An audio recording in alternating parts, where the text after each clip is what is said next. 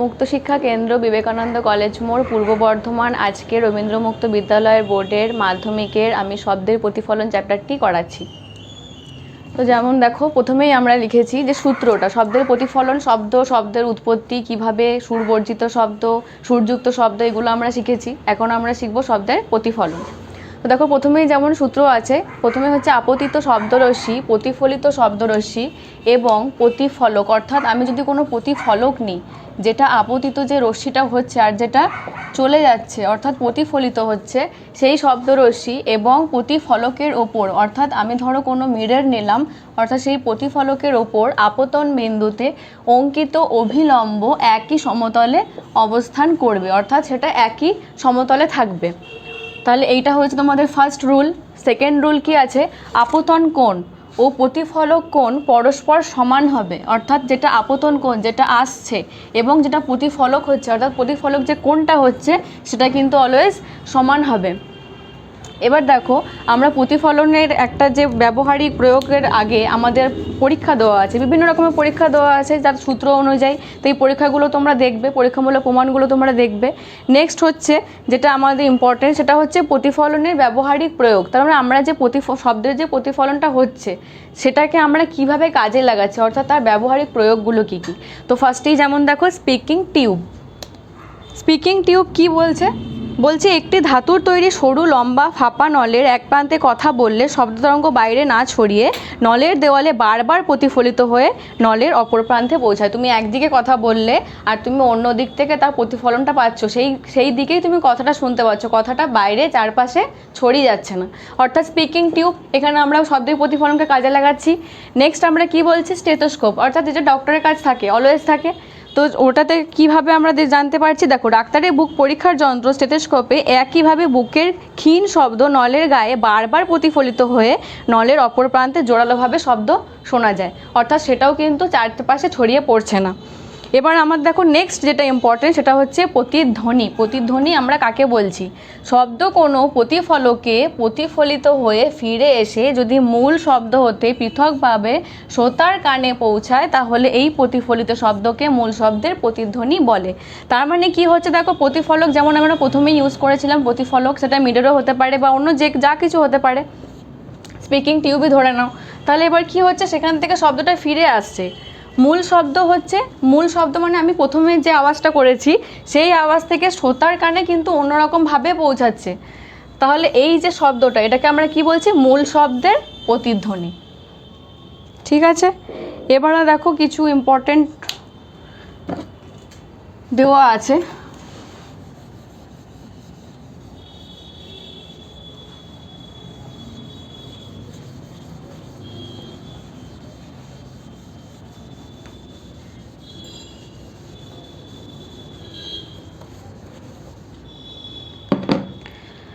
তাহলে কোনো শব্দ শোনার পর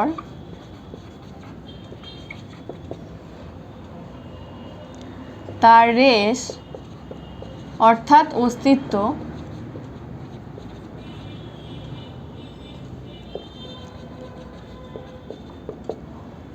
আমাদের মস্তিষ্কে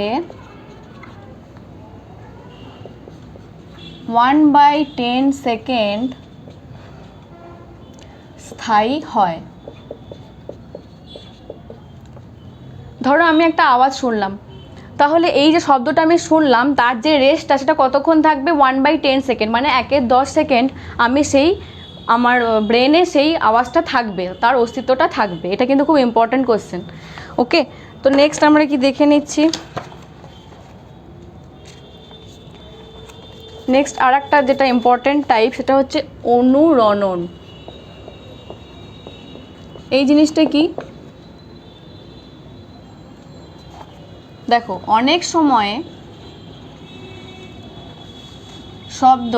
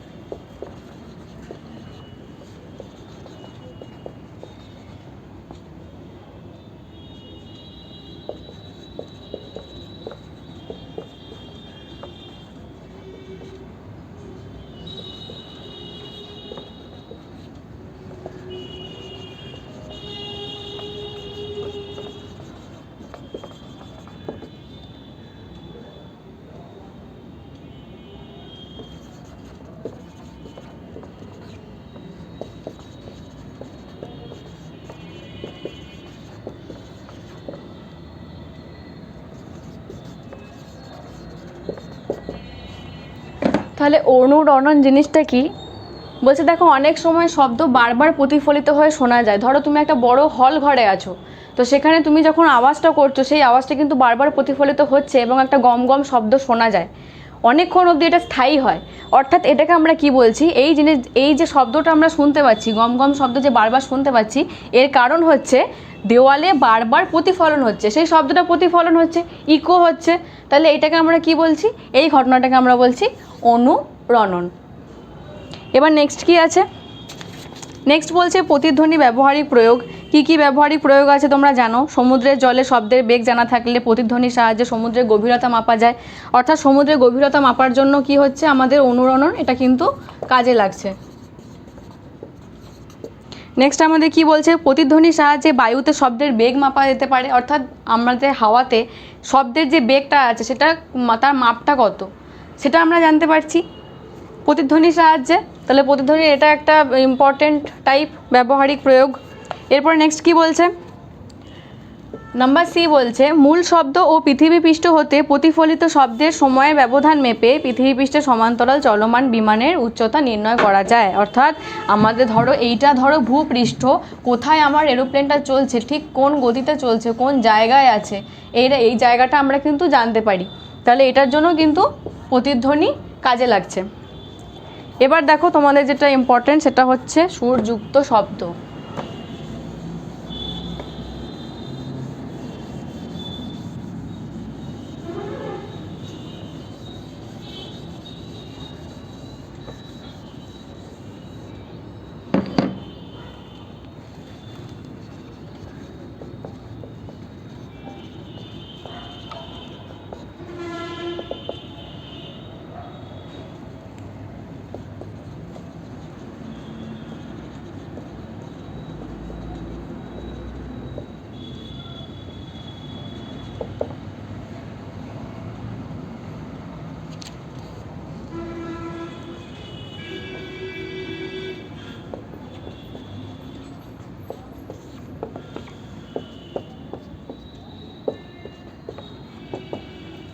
তাহলে দেখো সুরযুক্ত শব্দ আমরা কাকে বলছি, যে শব্দ কানের পক্ষে সুখকর। ধরো তুমি কোনো মিউজিক শুনছো, তুমি গান শুনছো, সেটা কিন্তু তোমার কানের পক্ষে মধুর, অর্থাৎ তোমার শুনতে ভালো লাগছে, তাহলে সেক্ষেত্রে তুমি সেটাকে কী বলবে, সুরযুক্ত শব্দ।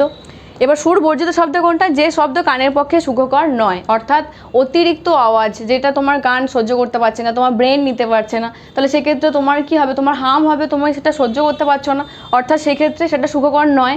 অর্থাৎ এটাকে আমরা কী বলি, সুর বর্জিত শব্দ।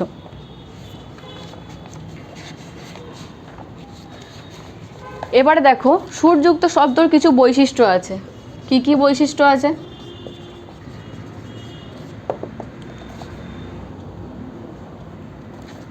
এক হচ্ছে প্রাবল্য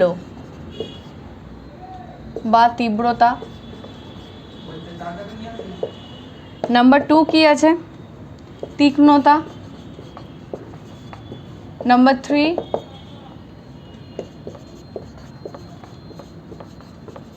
গুণ বা জাতি। তাহলে সুরযুক্ত শব্দের আমরা 3টে বৈশিষ্ট্য পেলাম, একটা হচ্ছে প্রাবল্য বা তীব্রতা, আর একটা হচ্ছে তীক্ষ্ণতা, আর একটা হচ্ছে গুণ বা জাতি। এবার কি বলছে, প্রাবল্য যেটা, প্রাবল্যকে আমরা যে এককে মাপি সেটাকে বলে আমরা ডেসিবেল।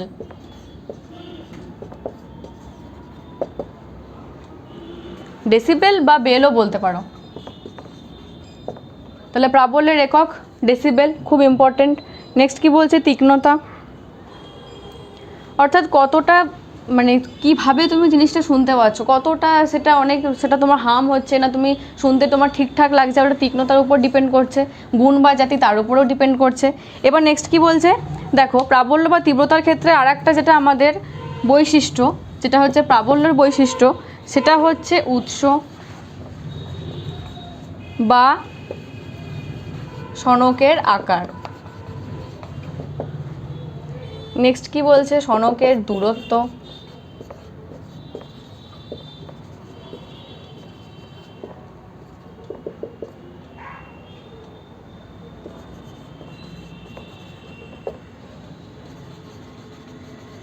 সনকের কম্পনের বিস্তার, মাধ্যমের ঘনত্ব,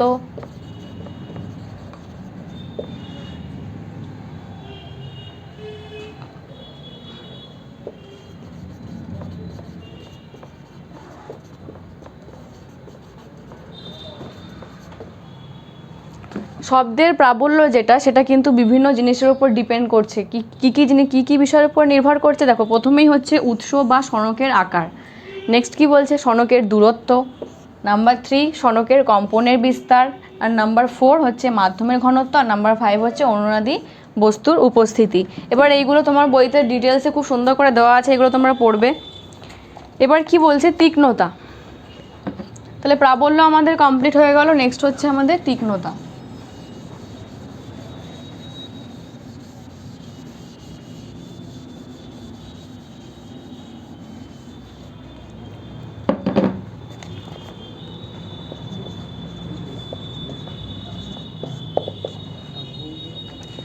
শব্দের যে বৈশিষ্ট্য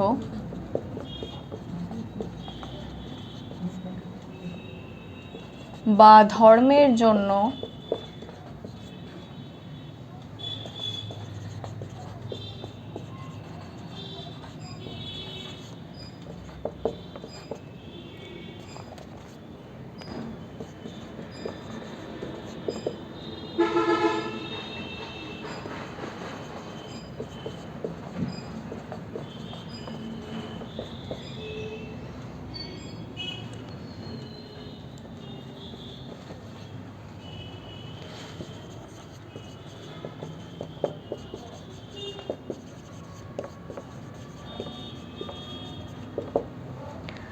তাহলে দেখো কি বলছে, শব্দের যে বৈশিষ্ট্য বা ধর্মের জন্য একটি মোটা সুরের সঙ্গে একটি তীক্ষ্ণ বা চড়া সুরের পার্থক্য বোঝা যায়। অর্থাৎ তুমি চিনতে পারছো যে কোনটা মোটা সুর আর কোনটা তীক্ষ্ণ সুর।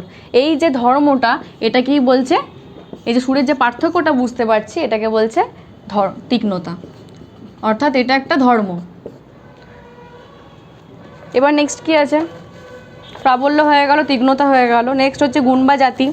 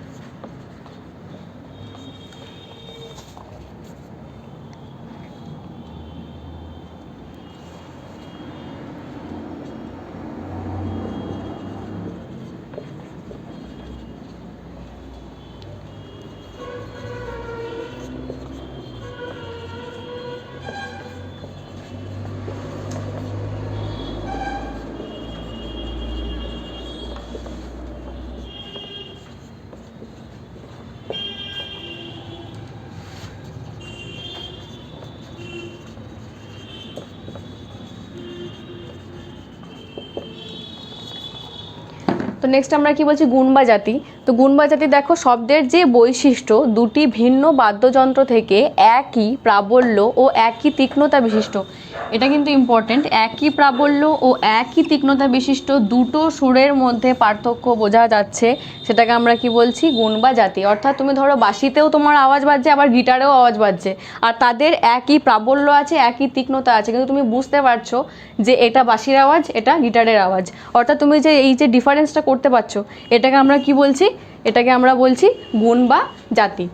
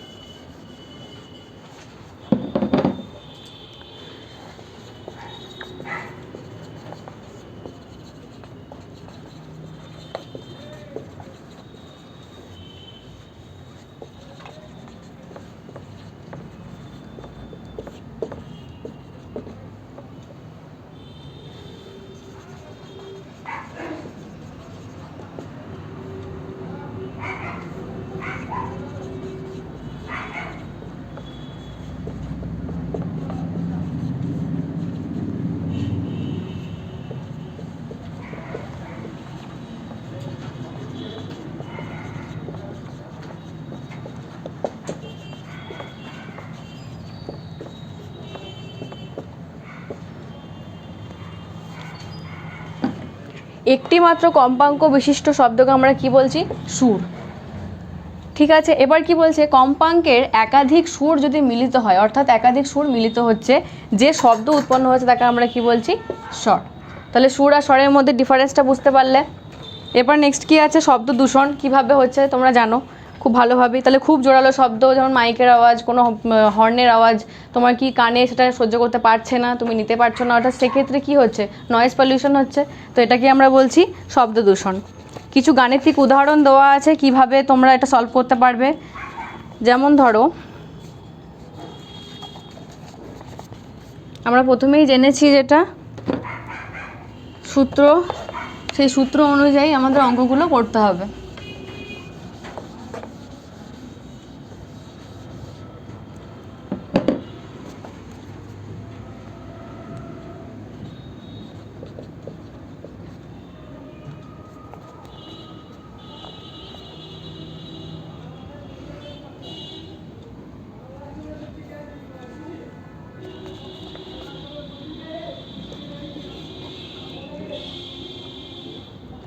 যেমন একটা অঙ্ক যেমন বলছি, 200 মিটার পার সেকেন্ড বেগে অনুভূমিকভাবে উঠতে উঠতে একজন বিমান চালক বন্দুকের গুলি ছুড়ল, ভূপৃষ্ঠে প্রতিফলিত হয়ে 2 সেকেন্ড পর তার কাছে পৌঁছালো। এবার কি হচ্ছে, বায়ুতে শব্দের বেগ হচ্ছে 320 মিটার পার সেকেন্ড। তাহলে বিমানের উচ্চতাটা কত?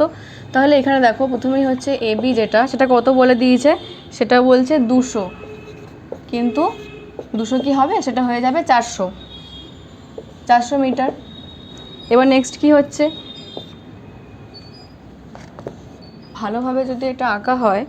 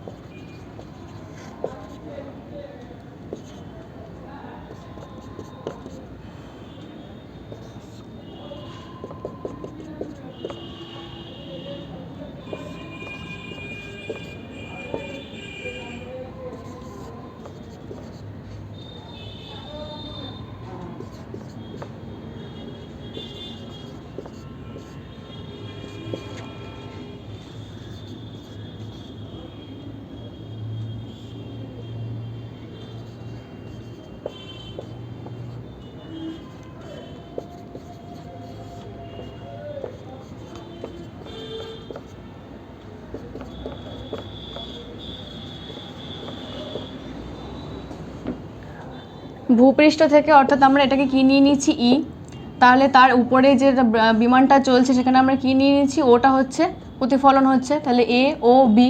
এবার আমরা কি বলছি দেখো, এ বিটা কত হচ্ছে 200, তাহলে 200 × 2, তাহলে 400 মিটার হয়ে যাচ্ছে। এবার এ ই, যেটা এ বি আছে সেটাকে আমরা কীভাবে ভাঙছি, এ ই অর্থাৎ এ ই প্লাস ই বি, তাহলে এটা কত হচ্ছে 640। এবার ভূপৃষ্ঠ থেকে যেটা উচ্চতা, অর্থাৎ তোমাকে কোনটা নিতে হবে, ও ইটাকে নিতে হবে, তাহলে সেই অনুযায়ী একদম নিয়মে ফেলে দেবে। তার মানে কি, এ ই স্কোয়ার সেটা হচ্ছে মাইনাস এ ও স্কোয়ার, অর্থাৎ যেটা তোমরা জানো নিয়ম অনুযায়ী বসিয়ে দাও, তাহলে 320 স্কোয়ার মাইনাস 200 স্কোয়ার, তো সেখান থেকে চলে আসছে 256 আর 100, অর্থাৎ রুটের ভেতরে 156, সেটা বেরোলে কত হচ্ছে 12.5, অর্থাৎ 250 মিটার। তো এরকম বিভিন্ন টাইপের অঙ্ক দেখো তোমাদের মধ্যে দেওয়া আছে, এই অঙ্কগুলো তোমরা করবে। কি কি শিখলে তোমরা জানো, শব্দের প্রতিফলন এবার তোমরা শিখতে পারলে। নেক্সট আমাদের আছে রোধ বা কম্পাঙ্ক, এটা আমি নেক্সট চ্যাপ্টারে করিয়ে দেবো। আশা করি তোমাদের ভালো লাগলো, ভালো লাগলে ভিডিওটা লাইক করে দিও। Thank you.